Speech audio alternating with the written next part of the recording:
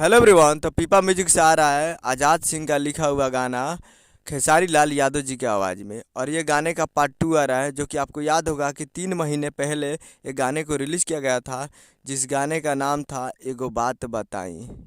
उसी का part two आ रहा है। और अभी तो एगो बात बताई और सेनुअर लगाई करीब 82 मिलियन व्यूज क्रॉस कर चुका है 3 महीने में ही।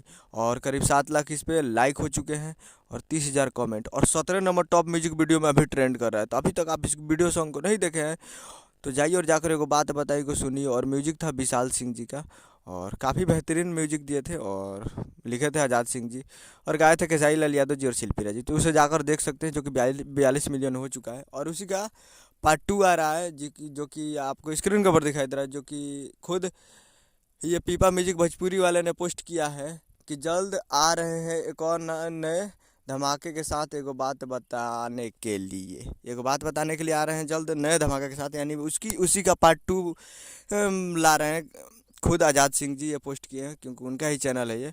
तो उसी से पार्ट टू आ रहा है, तो आप लोग तैयार रहिएगा। 1 2 या 4 5 दिन में ही इसका पोस्टर आ चुका है। अभी तो अनंता म्यूजिक से गाना आने वाला है, तो अभी वो आएगा। उम्मीद कर रहा हूँ वीडियो अच्छा लगा तो चैनल को सब्सक्राइब बेल आइकन प्रेस कर दें। मिलते हैं अगले वीडियो में, तब तक के लिए जय हिंद, जय भोजपुरी।